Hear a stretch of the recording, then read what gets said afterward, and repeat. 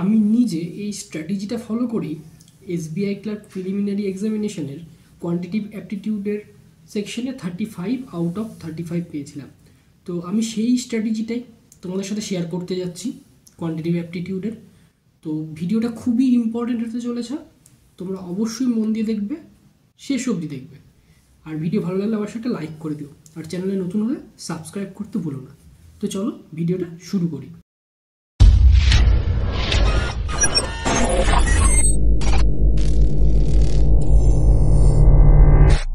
যদি তোমার মনে হয় যে তোমার কোয়ান্টের পোর্শনটা তুমি দুর্বল, তোমার সেভাবে তুমি অন্যান্য পরীক্ষাগুলোতেও ঠিকঠাকভাবে স্কোর করতে পারোনি, তাহলে বলবো তুমি আমার এই স্ট্র্যাটেজি ফলো করলে কিন্তু তুমি তোমার কোয়ান্টে ভালো স্কোর করতে পারো। এছাড়া যাদের কোয়ান্টের বেস ভালো আছে বা কোয়ান্টের বেস মোটামুটি আছে, তাদের জন্য কিন্তু ভিডিওটা খুবই গুরুত্বপূর্ণ হতে চলেছে।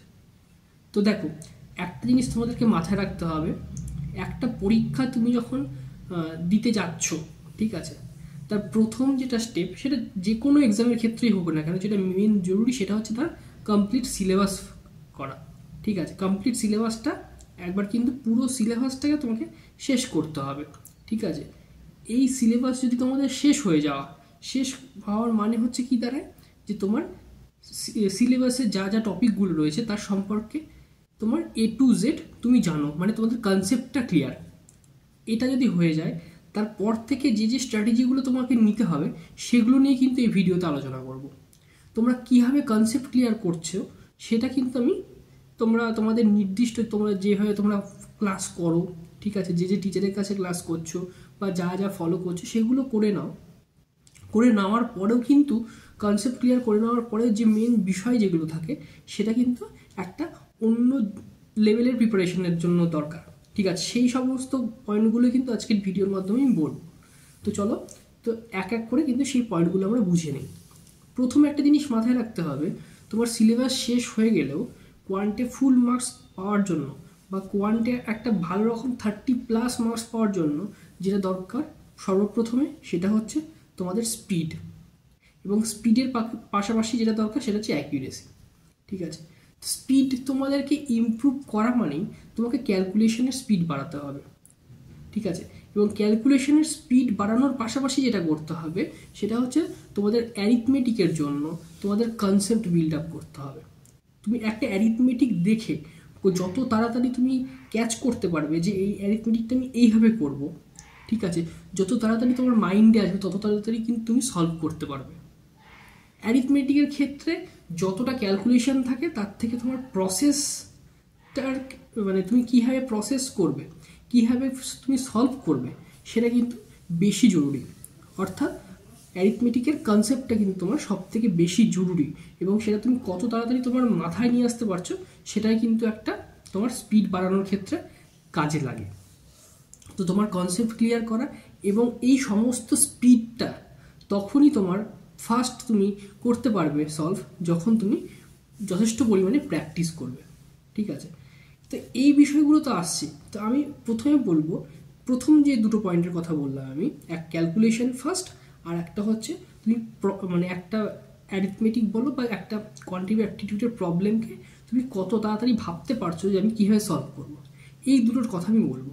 দেখো, ক্যালকুলেশন যখন তুমি ফার্স্ট করতে পারবে তখন তোমার কয়েকটা জিনিস যেমন তোমার অটোমেটিকভাবেই তোমার সলভ করতে কম সময় লাগবে। সেটা হচ্ছে সিম্পলিফিকেশান, 2 নম্বর নাম্বার সিরিজ, 3 নম্বর থাকছে ডেটা ইন্টারপ্রিটেশন। এই তিনটে জিনিস কিন্তু পরপর আসে ক্যালকুলেশনের দিক থেকে। এই ক্যালকুলেশনের স্পিড বুস্ট করার অনেকগুলো প্রসেস রয়েছে। তার মধ্যে একটা বিষয় হচ্ছে তোমাকে টাইম নিয়ে তোমায় কিন্তু সিম্পলিফিকেশান প্র্যাকটিস করতে হবে। বিভিন্ন সেট, বিভিন্ন জায়গার তুমি কোশ্চেন পেপার পাচ্ছ, সেখান থেকে কিন্তু তুমি সিম্পলিফিকেশানটাকে নিয়মিত টাইম ধরে প্র্যাকটিস করো, তাহলে তোমার সিম্পলিফিকেশানের স্পিড ইমপ্রুভ হবে। পাশাপাশি তোমার কিন্তু নাম্বার সিরিজ যদি তোমরা প্র্যাকটিস করতে থাকো, রং নাম্বার হোক, মিসিং নাম্বার হোক, তাহলে কিন্তু নাম্বার সিরিজে তোমার স্পিডটাও বুস্ট হবে।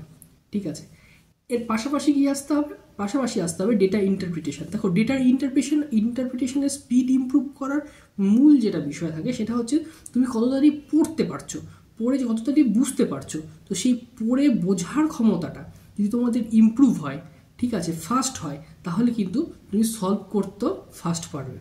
ঠিক আছে, এই পোর্শনটা যখন তোমার পুরোটা কমপ্লিট হয়ে গেল, তখন কিন্তু তোমার কোয়ান্টের পোর্শনগুলো তোমার কনসেপ্ট ক্লিয়ার আছে, তুমি কিন্তু তখন ধরে ধরে যদি কোয়ান্ট মানে অ্যারিথমেটিকের পোর্শনটাকে তুমি যদি ধরো, তাহলে কিন্তু আরাম করেই এই অ্যারিথমেটিকের পোর্শনটা কিন্তু সলভ করতে পারবে।